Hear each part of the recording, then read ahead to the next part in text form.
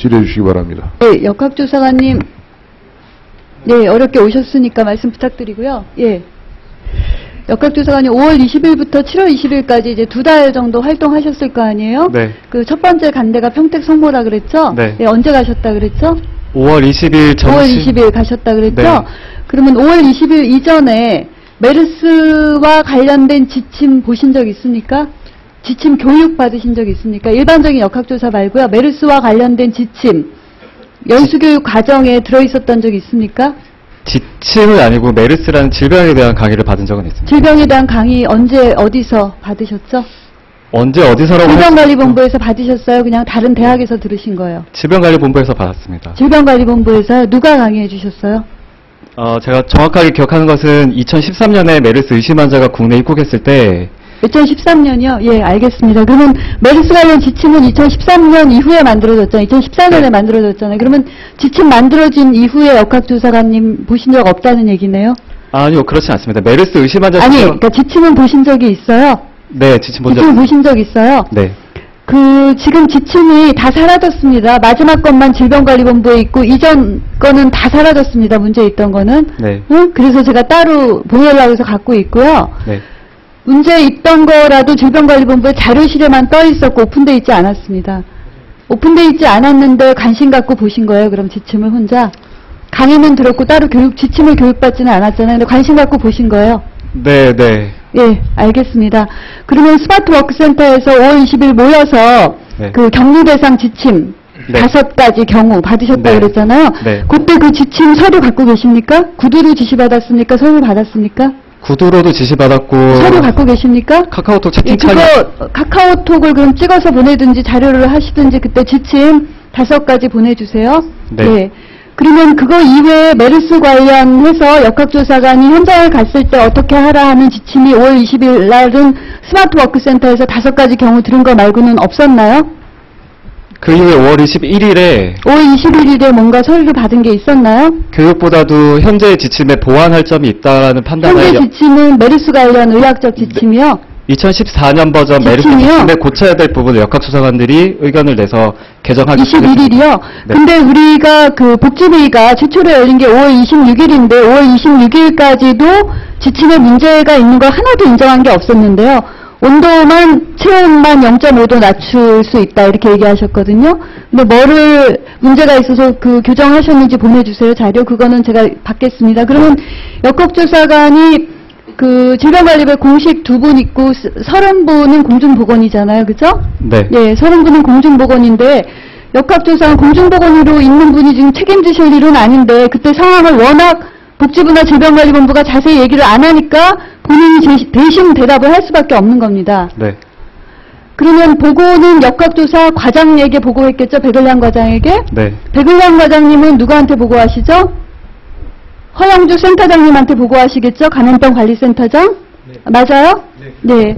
그리고 이 메르스는 일단은 그 유입이 들어올 때는 검역지원과에서 유입방지 하는 거잖아요. 그죠? 근데 유입은 공항이나 항만에서 열이 없었기 때문에 거기서 확인이 안 됐고 일단 병원에서 확진이 났기 때문에 역학조사에 들어간 거죠. 그죠? 역학조사과에서 시작이 된 거죠. 그러면 역학조사과 말고 나머지 이제 진료 부분은 감염병관리과랑 의논합니까? 진료, 치료 이런 거는? 어느 부서랑 의논합니까? 주무관은 공중보건위기대응과입니다. 공중보건위기대응과요? 공중보건위기대응과장님 누구시죠? 지금 공중보건위기대응과에서 매뉴얼 만드셨죠? 네, 그렇습니다. 예. 그러면 매뉴얼에 문제가 있다는 거를 역학조사과랑 공중보건위기대응과랑 의논하신 게 언제예요, 날짜가? 그때 당시에 지침 날짜가 언제예요? 5월 21일 날 문제가 있는 거를 알아서 21일 날 그 격리 지침 바꾸셨다고 하셨잖아요. 그 매뉴얼 만드신 공중보건위기대응과랑은 의논 안 하셨나요? 하셨어요? 안 하셨어요? 제가 확인만 할게요. 그때부터 계속 그 지침을 개정 중에 있었습니다. 지침 개정 5월 26일까지 여기 복지 열릴 때까지 문제 있는 거 인정 안 하셨는데요. 무슨 얘기 하세요? 그러니까 그 자료 제가 다시 찾아봐서 확인할게요. 그러면 우리 공중보건님께서는 그 역학조사 과장님, 센터장님께 보고를 하는 거고 그게 실시간으로 카톡으로 보고를 합니까? 네. 그러면 실시간으로 답변을 누가 줍니까? 그 채팅창에는 백을량 역학조사과장님만 계십니다. 아, 그러면 백을량 과장님은 그 카톡으로 센터장님께는 보고 안 하고 그러면 유선으로 전화로 보고합니까?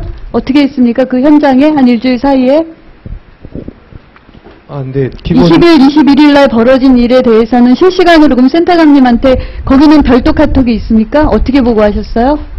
유선으로 보고하고. 유선이요? 네. 그러면 유선으로 보고하고 그 질병관리본부장님한테는 언제 보고가 돼요? 그러면? 20날 같은 경우는 다 마치고 와서 그 회의가 있어서 본부장님께 대면 보고. 그게 날짜가 언제예요? 그러면 20일 밤이요? 네, 20일 한 18시, 19시쯤에 보고. 그러면 20일 아침부터 시작된 게 마지막 하루 종일 저녁에 본부장님한테 보고된 거네요? 그리고 장관님은 그때 또 외국에 계셨죠? 외국에 계시지만 보고는 하셨겠죠? 네, 저 삼성병원에서. 네, 잘 알겠습니다. 대충 보고를 분위기 알 것 드렸습니다. 같고요. 김우주 교수님께 한 가지 여쭙겠습니다. 제가 지난번에 질의했었는데요. 여러 가지 많이 하셨는데, 긴급 대응팀에 병원 폐쇄 명령권, 감염 관리권, 행정지도 요청권 세 가지 권한 중에서 병원 폐쇄 명령권 발의한 경우, 복지부 통해서 받으니까 명쾌하게 없습니다. 어느 병원 가서 뭐 했다 날짜별로 쭉 있는데 뭐를 어떻게 했다가 분명히 없거든요. 교수님 기억나시는 거 말씀해 주세요. 예, 김우주 즉각 교수님. 대응 네. 팀장으로서 우리 네. 이제 교수님들하고 가서 환자 발생한 병원에 가서 환자의 동선, 접촉자 범위, 병동, 노출 이런 걸 평가해서 권고사항을 내는 겁니다. 저희가. 권고사항을 내린 곳이 몇 군데예요, 그러면? 지금 정확히 숫자는 기억 못하지만 제가 직접 간 데는 강동 성심병원, 건국대학교 병원 제가 직접 갔고 다른 그러면 병원들은 다 집중관리병원은 전부 긴급 대응팀에서 명령 내린 겁니까? 아닙니다. 전부 간 아까 건 지금 아닙니다. 법적인 권한이 가장이 없다고 했거든요. 그러면 병원 폐쇄 명령이 복지부에 그러면 현행법상 없었던 겁니까? 병원 폐쇄 명령권이? 질병관리본부장님 말씀해 보세요. 여러 번 얘기하셨죠. 어떤 경우는 이렇고 어떤 경우는 이렇게 하고 근데 얘기를 해보세요.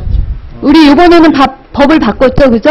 역학조사관도 병원 폐쇄 명령권 받게 했죠? 이번에는 좀 더 명확하게 했고요. 그전에는 아마 법 41조와 47조에 보면 통행의 제한이다라고 하는 아니 그걸 몰라서 여쭤보는 게 아니죠. 통행의 제한을 하는 경우로 돼 있죠. 네. 그 주체가 복지부입니까? 시도입니까? 민간입니까? 그거는 이제 법상에 그전 개정하기 전까지는 시장군수 구청장으로 돼 있습니다. 아니 그래서 여쭤보는 거예요. 복지부에는 권한이 없었잖아요. 질병관리본부나.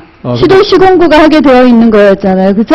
근데 저희가 그 권한을 행사할 때는 여러 가지 방법이 있습니다. 아니 그거를 법안소위랑 예결소일 때 여러 번 제가 지적을 했는데 그걸 지금 몰라서 여쭤보는 게 아니고 명확히 네. 하려고 하는 겁니다.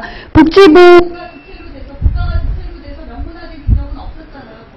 당시에는 그랬었습니다. 네, 의원님 저희가 네네네.